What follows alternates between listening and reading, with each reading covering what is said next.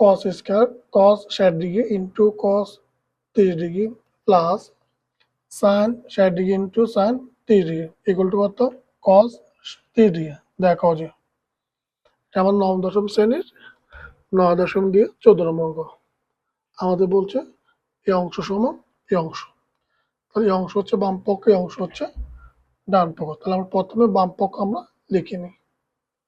সুতরাং বাম পক্ষ আমাদের কি বলছে,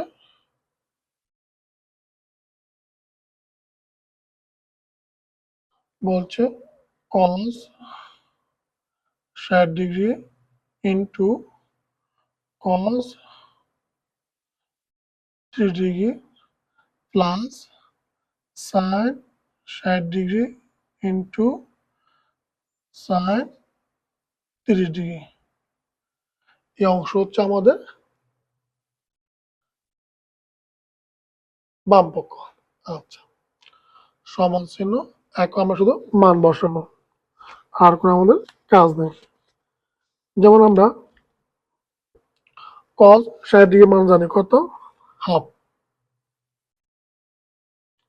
সম্পর্ক কি গুণাকার, আর cos 30 ডিগ্রি মান কত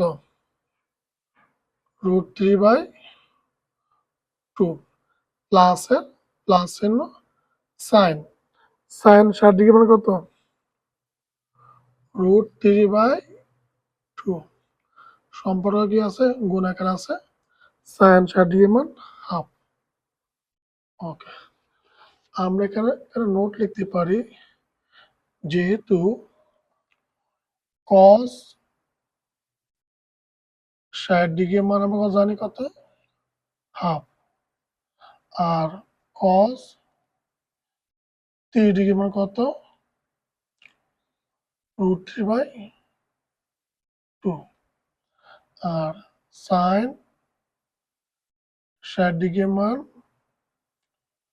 √3/2 sin 60 ডিগ্রি মান হচ্ছে হাফ। ওকে, এখন আমাদের কাজ আছে গুণ করা। দেখুন যেহেতু এই দুই অংশ মধ্যে সম্পর্ক কি গুণ আকার আছে, সেহেতু আমরা প্রথমে দেখবো এগুলো কোণা কোণে গুণ করা কাটাকাটি যায় কিনা। যেহেতু কোণা কোণে কাটাকাটি যায় না, সেক্ষেত্রে আমরা কিন্তু পাশাপাশি গুণ করতে হবে।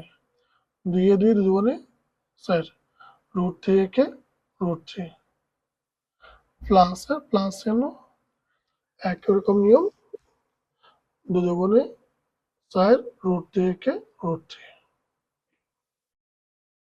ওকে, সমান চিহ্ন 4 এবং 4 এর লসাগু 4।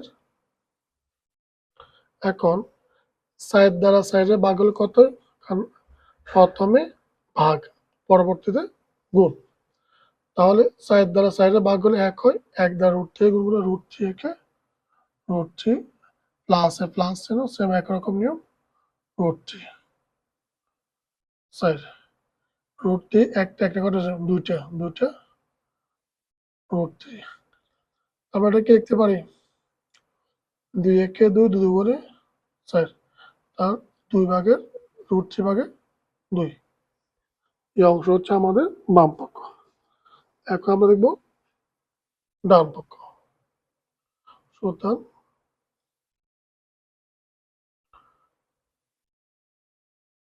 ডান পক্ষ আমাদের আছে কি cos 30 ডিগ্রির মান, cos 30 মান কত √3/2। আমরা এখানে লিখতে পারি, যেহেতু cos 30 এর মান √3/2, তাহলে সুতরাং বাম পক্ষ সমান ডান পক্ষ দেখানো হলো।